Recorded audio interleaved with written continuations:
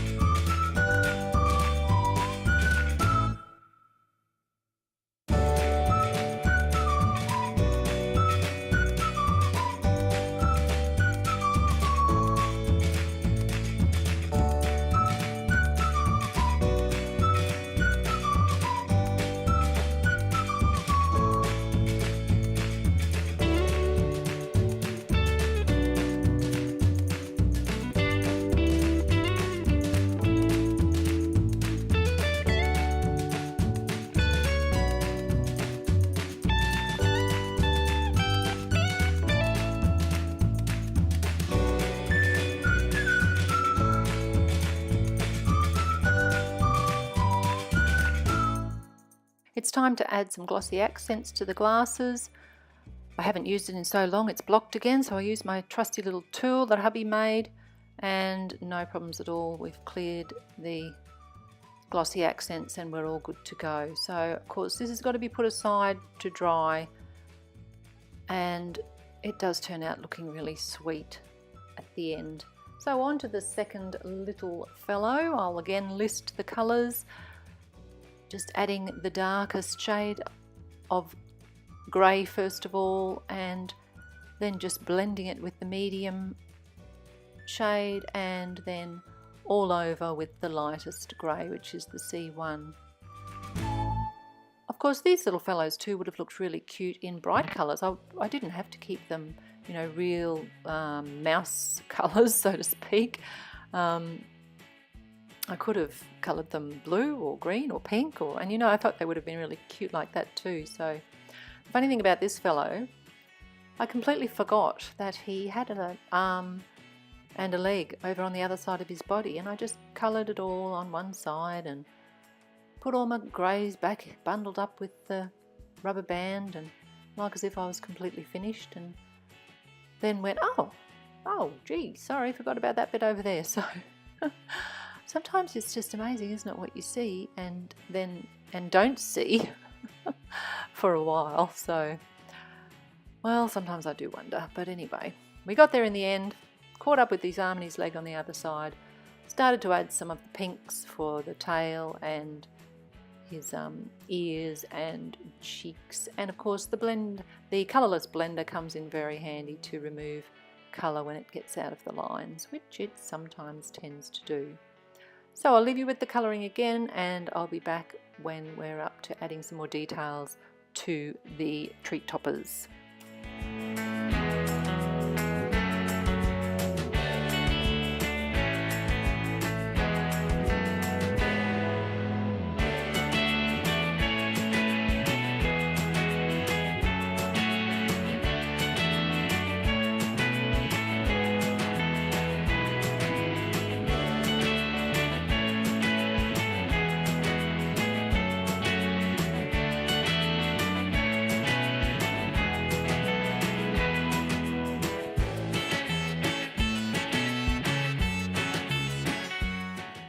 The second little mouse is completed, so now it's a matter of fussy cutting, and I think this little fella ends up with the end of his tail removed, as you can see here, because that was just a little bit too hard for me to fussy cut, obviously.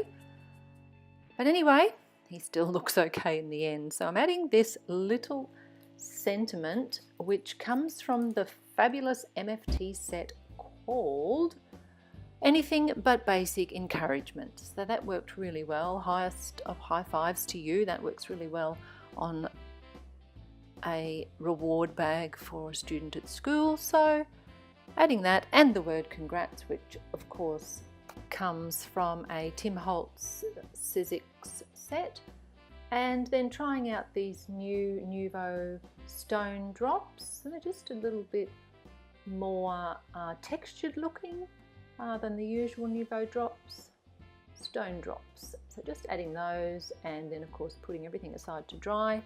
Here's the goodies that I bought to put in the treat bags today.